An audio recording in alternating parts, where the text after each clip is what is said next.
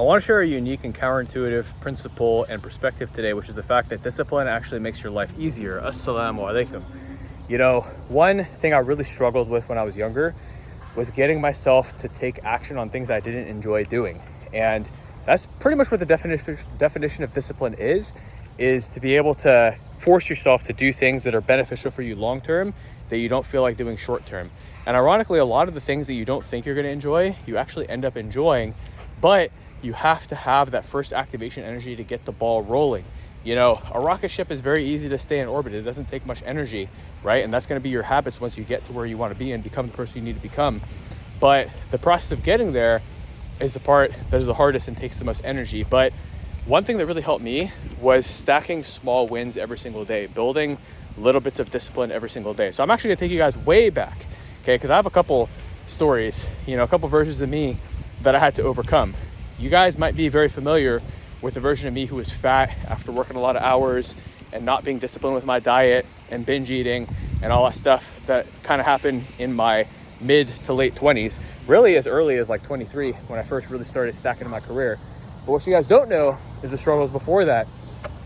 When I was 9 years old to 15, that I would say is the first training grounds where discipline was built. So first off, you know, we got to give credit to Allah for everything, the guidance he gives us, the opportunities he gives us, and of course the trials that he gives us. When Allah was good for someone, he afflicts him with trials. Now, why is that?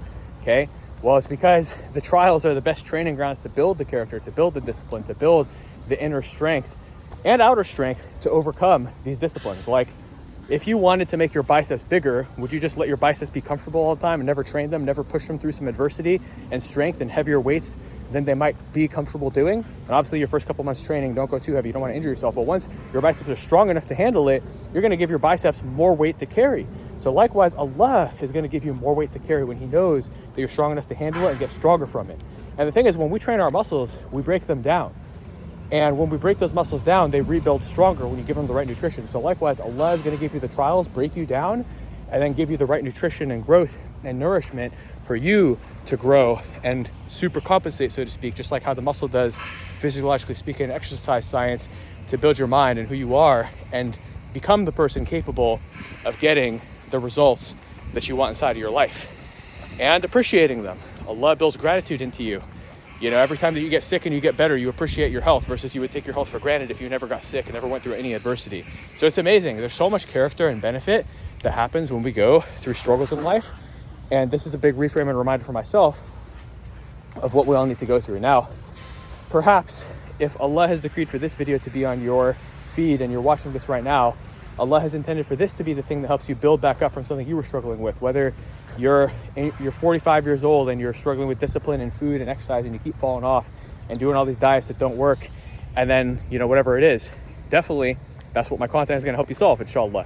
But you also might be a younger guy or a woman who is struggling with something in your life, and hearing my story, even if it differs from yours, will allow you to relate and extract some benefits and lessons that are going to help you to overcome whatever you're going through right now. So if Allah has decreed for you to be here right now, first thank Allah, and let's go from there. So the other thing I need to thank Allah for is the fact that when I was 9 years old, I feel that Islam already taught me some discipline, whether it was praying, whether it was fasting.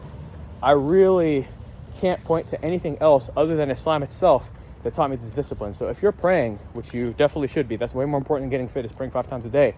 Both are important, but of course praying is infinitely more important because that's your infinite afterlife we're talking about here. And, you know, you're fasting in Ramadan, you already have at least some discipline.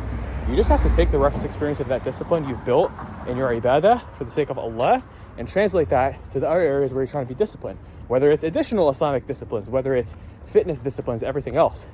So I definitely feel that learning that discipline of pushing myself, whether I felt like fasting or not, whether I felt like praying or not, helped me when I started doing push-ups when I was a kid. Because when I was 9 years old, that was the first time I actually ever got fat in my life. And what happened was I was in France visiting the Algerian side of my family. I'm half Pakistani, 3/8 Algerian, 1/8 all kinds of mixed European, but half Pakistani, 3/8 Algerian. So the Algerian / mixed European side, we're visiting them in France because that's where most of them live. And I was eating a lot of crepes and bread and butter, and for the French Coca-Cola, which tastes a lot better than the American one. And that is before we found out that Coca-Cola supports certain things that we aren't trying to support. But the point is, I don't even know if it was Coca-Cola. I think it was some kind of cola but I got very addicted as a kid, and I got fat. And one day, I had my shirt off because it was hot, it was summer, and my dad points out the fact that I have a belly, right? And I think I mentioned this story in my vlog, the vlog we did way back at the gym and all that. And, you know, I cried and I went to my room and I didn't eat for like, I don't know, a couple hours, couple days, something like that. I really don't remember. But my dad came and he said, you already know that this is not the right way to lose weight. And I think I had already learned in my PE class that like if you starve yourself, your metabolism is just going to slow down, which is funny because I'm teaching that to people now, 21, 22 years later in my 30s, and helping people get a lot of benefits. All these doctors with doctor syndrome who don't eat all day and then their metabolism is slow. And people who are not doctors as well get this doctor syndrome where their metabolism is slow from not eating all day. But the point is, so I think at some point I was also watching Dragon Ball Z, and so I started doing push-ups because I want to be like Vegeta. I want to be jacked and shredded. And you know, I actually got like a lot of chest muscle when I was a kid. Obviously throughout puberty you get taller, so even if you were fat you kind of become less fat. But I also became a video game nerd from age like 12 or 13 all the way to like 14 or 15. And then I lost all that athleticism. I stopped doing push-ups and I became very undisciplined, very stuck in my comfort zone. See, this is the problem with video games, is it gives you a sense of false dopamine. You don't really need to put in that much effort. I mean, you are grinding, and I do feel that video games did actually teach me some lessons that helped me to see self-improvement in a systematic way. So that's one benefit of video games. You learn some things because you're always trying to level up your character, but the problem is you lose sight of your real life. And I remember one time I quit video games from like age 15 and 19, and when I tried playing them again when I was 19, I found myself being less motivated in the gym because I couldn't wait to leave the gym and go back to my video game. I was like, dang, this is not good. I can't be more oriented around self-improving this virtual character representation of me versus my actual self in real life. And so that's when I quit video games for good. Haven't looked back since I was 19, alhamdulillah. But, you know, from 12 to 15, I was very addicted. I was playing 10 to 15 hours a day, MMO, RPGs, the most addictive games there are. And while I might have installed a mindset of self-improvement, it definitely stifled me in my social skills. I became very shy, even though you guys see me as a big speaker now, and I was definitely like doing these long monologues and speaking when I was a kid. You know, my mom always reminds me that, you know, when I was a kid, I used to just talk for days, but I became very shy because I was just so addicted to video games. I got so stuck in my comfort zone. This is the very destructive thing about a lot of these addictions and vices, is the fact that you get so stuck in this loop of instant gratification and, you know, reward and pleasure without the effort needed to be put in. Because literally video games, you sit there, you press a couple of buttons, you get this massive spike of dopamine, versus in real life to get dopamine, it comes a bit slower and it takes more effort. And so people become addicted to video games, and I became addicted to video games. And there's a lot of people who become so addicted to video games that they neglect their whole real life, and they become some, you know, loser sitting in a basement, getting fat, eating Doritos, and, you know, the stereotypical video game nerd who is in a very bad situation. So for me, I was like kind of skinny fat at the end of all that when I was 15. And really what happened was that kind of forced me to quit. Like, I've been wanting to quit for a while, but I was really struggling because obviously video games are very addictive. And also I had let my real life, my social skills, I literally had social anxiety at school because I was so much more comfortable playing the game and getting my dopamine, feeling like I was somebody because I was good at video games, and I was like, oh, look at me, I have a sense of purpose here. But then when I go to school, I'd be so shy. I'd be like, oh, in real life, I'm scared, I have social anxiety, you know? And I found myself in a situation where like life was really difficult, and it was really hard to let go of this life and characters and everything and friends in the video game that I'd become so attached to. And that, you know, obviously, I was just so addicted to playing video games. I was so scared of real life. I even had agoraphobia. I was scared to leave the house. I'd rather stay in and play video games. So what forced me to quit was my computer. There was a new expansion for my favorite video game, and my computer couldn't handle it. So it started getting really laggy, and I was like, okay, this is a sign. So I quit. I remember I cried, everything. But this was actually the first time in my life that my dad actually like gave me validation. Because when I was a kid, my dad, mashallah, has changed as a person. Now he's really positive, mashallah, Allahumma barak. And like, you know, all that stuff, like he's learned. But when I was a kid, my dad was very, very strict and harsh. And he might not have actually been that strict or harsh, but that's what I remember as a kid, because that's what she'll remember. And it's a reminder for me as a dad now, and for all of us, because I've noticed myself fall in the same patterns, being a really harsh dad with the highest standards that are unrealistic for a 6-year-old, right?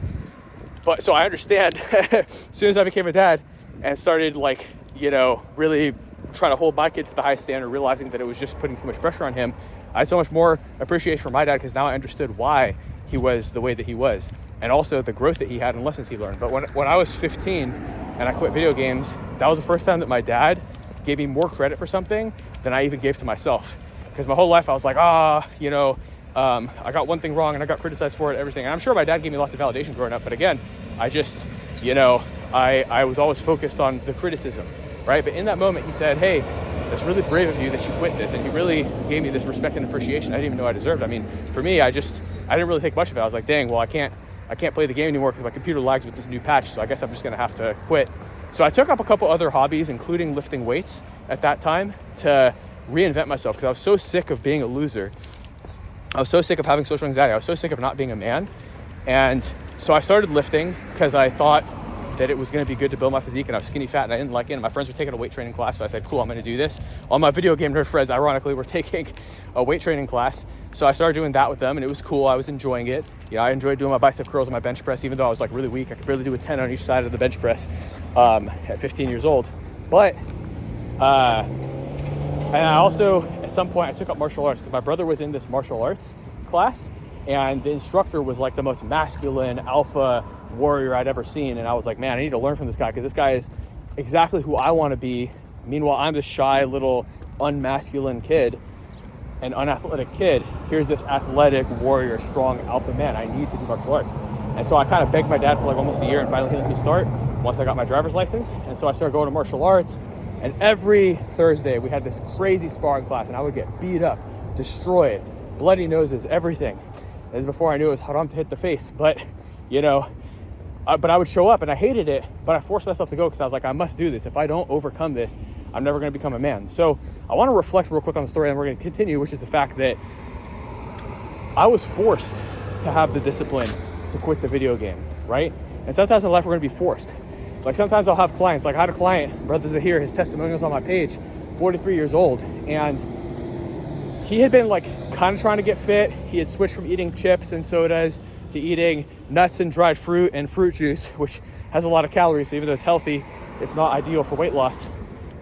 He had been doing F45 group circuit training classes for, a long time, 6 days a week, but he still wasn't getting results. And it wasn't until he went to the doctor and he had fatty liver disease and pre-diabetes that he was forced to change and reach out to us. He hopped on with one of my top guys, Brother Kendrick, spoke to him, decided to sign up, worked with us, lost 10 kilos, which is 22 pounds, because he's over in Australia, in 90 days, reversed fatty liver disease, fixed his pre-diabetes, alhamdulillah, just because he fixed his nutrition. You guys can see his video. Just go to my channel, search up the word diabetes, or go to my Instagram. It's one of the pinned testimonials at the top of my page. So, so he was kind of already taking action, but he was forced to really change and take it seriously at the highest level. So likewise, I was forced to quit the video games because my computer couldn't run the video game anymore, right? And that was when my life finally started to change. So it was a perceived hardship, yet it became a huge blessing, because even though I was crying the day that my computer couldn't run it and I finally quit the video game because I saw it as like a sign and I'd been wanting to quit for a while, it became a blessing, because that's how I channeled all the effort I was putting in video games into lifting and martial arts. And by the time I was 18, I was the biggest, strongest kid in my school. And funny thing is, my high school didn't have a football team, which is really ironic, but I was as strong as the football players at the nearby high school, and I was the strongest kid in my school because I went to a nerd school, Canyon Crest Academy. There's two schools in my area, Canyon Crest Academy and Torrey Pines High School. Torrey Pines High School is where all the athletes and jocks go, because it's the school that has football. Canyon Crest is where all the nerds go, although we did have a good soccer program. But the funny thing is, I became the strongest kid in my school, and we had a track team that had shot put, and the shot put coach was trying to recruit me because he's like, oh, you're big and strong, you can do this. And so I kept doing martial arts, I kept powerlifting, and when I went to college, I was sick of having a reputation as being the shy person in high school, so I broke out of it and I became the ultimate extrovert. I was like, I must force myself to be as extroverted as possible, even though my comfort zone is to be shy all the time, because I hate being shy so much. And this is another theme I want to tie into. So some people are forced to change their habits and have discipline because of their health. Some are forced by some crazy circumstance, like their computer stopped running the video game that they were doing, like myself. But in this case, sometimes you hate your current condition and the direction you're headed so much that you then force yourself to change and finally have the discipline. That's the reason why I stopped being fat in my late 20s and in my 30s, was that I hated being fat. I hated having a big belly. I hated feeling ashamed when I look in the mirror, when I put on shirts and no shirt could hide my fatness because my belly was so big. I hated being low energy, tired, joints hurting, all the stuff that happened when I was 230 pounds. So that's what finally made me hate that condition enough to finally change and commit to not just meal prepping, but tracking my macros, to getting 10, 15, sometimes even 20K steps a day, all the discipline things that I built. And within a couple of days, those discipline things became so easy. That's the thing that you guys need to understand, is that discipline might seem hard, but discipline is actually easy. When you finally break the ice, it takes 5% more effort. You feel 300% better and get 300% more results. I finally started losing weight. I finally started looking good, feeling good, having intrinsic habits that I enjoyed, and my whole life changed. So that's the beautiful thing with discipline, is it makes your life easier. But most people don't realize it. Most people are so stuck in their comfort zone that they're not willing to change. And I'm gonna walk backwards because it's good for your knees, which is another little pro tip for you guys. Plus, I just want the sun to be, I want the lighting to be good. I feel bad when I give you guys a video with bad lighting if it's a good message, right? But the point is, I had to learn how to be disciplined. I was forced to change because I hated being fat. And likewise, that might be a thing for you. I was forced to change when I was a kid because I hated being a shy little skinny fat video game nerd. I wanted to get jacked. I wanted to get strong. Actually, I didn't even care about getting shredded until I got into college. But, when I was 18, even though I had built the strength and I looked masculine because I was a big, jacked, strong weightlifter who can now deadlift 500 pounds, bench 275 the day I turned 18 and squat somewhere in the mid 300s, after 3 years of dedicated training. By the way, another little side note, when I was 15, the thing that made me take my training even more seriously was I saw a girl bench press more than me because I was so weak. And that's when I started researching powerlifting and obsessing over how to get strong. I started researching bodybuilding, nutrition, everything, and learned how to get strong. I never learned how to get lean. So that's something I had to learn later, was how to get shredded, how to get lean. Because again, at the time I just had a fast metabolism, but I had to learn how to get strong and jacked, how to eat enough protein, all these things, how to train properly. So then, when I was 18, I'd gotten big and strong, but I was still shy, and I knew I was never going to get married because obviously shy guys are not attractive to women. So I was like, okay, well, I'm never going to get married if I'm this shy. So I have to force myself to become the ultimate extrovert, like my martial arts instructor. So I basically just forced myself to adopt this new personality, and subhanAllah, it eventually became who I was. And by the time that I graduated from college, I had become very extroverted. And so I went and I became a personal trainer. I learned how to get shredded at that point. I learned about dieting. I took some nutrition classes and got my personal trainer certification and did, all the classes for the minor in exercise sports science administration, or whatever that minor was called. And basically, and my major in psychology. And then the personal trainer certification, my first one that I got of the many that I got after that, alhamdulillah. And I became a trainer after college. And at first, I sucked. And I think I've told the story in one of my motivation videos where I bring in some hadiths and stuff. But I learned how to be very extrovert as a trainer. Because as a trainer, you don't just get clients out of nowhere. You have to go find clients if you're a brand new trainer. Yeah, the gym will give you some, but you have to become extroverted enough to literally go cold approach people at the gym and build a relationship with them and give them some value and give them some tips and offer them a consultation, and then, eventually get them as your client. So I had to learn that skill, but that skill actually came easily because even it took a lot of discipline. I was really intent that I wanted to become a successful trainer because it was my dream. And so I really pushed myself through the adversity of rejection after rejection and not being that good at the beginning. And after 3 months, I became good. After 6 months, I became, personal training manager, and we started building a team under me. Probably about 6 to 12 months after that, we had 10 trainers working under me, and we had scaled the business to 7 figures. Because the business when I came in was at like 20K a month. And one of the top months while I was there as manager before I left, we did like 80K in a single month. So we were at a 7-figure run rate. And so, that was a great experience. And none of these disciplines would have been possible if I hadn't gone through these adversities on my story. So likewise for yourself, there are some adversities you might be going through now and that you're probably going to go through in the future that are blessings for you. But I want to take it back to kind of the core message, which is no matter who you are, you're going to go through some trials in life. And if you look at those trials in the short term as an uncomfortable, painful inconvenience, you're not going to be grateful and you're going to suffer. In Surah Ibrahim, Ayah 7, Allah subhanahu wa ta'ala says, if you're grateful, Allah will give you more, but if you're ungrateful, surely Allah's punishment is severe. So if you're grateful for the trials, then Allah is going to give you more growth and more results and more success from those trials. But if you're ungrateful, you're just going to suffer for no reason, okay? So you have to embrace the suffering and have discipline. And so back to the main theme at hand, the person who's stuck in their comfort zone and is never willing to do anything difficult in life is going to have a hard life because there's always going to be difficulties in life. And if you're scared of difficulty, then every time the adversity touches you, you're going to be in so much pain. But if you embrace the pain and seek it out by being disciplined every day, by training, like this morning, I went for a run. I hate running, but that's why I love running, is because I hate it. It builds discipline. Maybe you don't like taking cold showers. You got to do it once in a while. I'm not saying you have to do it every day, but I'm saying once a week, do something that you hate, because it's going to build discipline and train you to be mentally stronger and more ready for the different struggles and pains that you're going to go through in life to truly get the growth from it. You can either let the darkness make you bitter, or you can let it make you better. And that's what I want every one of us to do is, and there's a reminder for myself first, if I'm going through a trial and it's hard for me, is to remember that every adversity we go through is Allah training you to be stronger. So do the discipline actions that are intrinsically beneficial. If you've been procrastinating on being disciplined with your diet, go through my other content. Go through the vlog we're going to be posting soon, or that we may have already posted, about how to track your food and what I eat in a day, the Jummah vlog. And you'll learn how to track your food, and then you can start to do that, and you'll start to get way better results because you're actually eating precise numbers as opposed to just randomly eating healthy, only to probably overeat way more calories than you thought. Like for me, when I was just randomly eating healthy, watching what I was eating 1,000 calories more than I actually thought once I started tracking. So then I was finally able to dial that in, and my results dramatically skyrocketed. Instead of gaining weight by accident every week, I was losing 2 to 3 pounds a week, and I got fit and I got shredded, alhamdulillah. So likewise for you, you might just be 1 or 2 small shifts. Like literally the only 3 things I needed to do differently.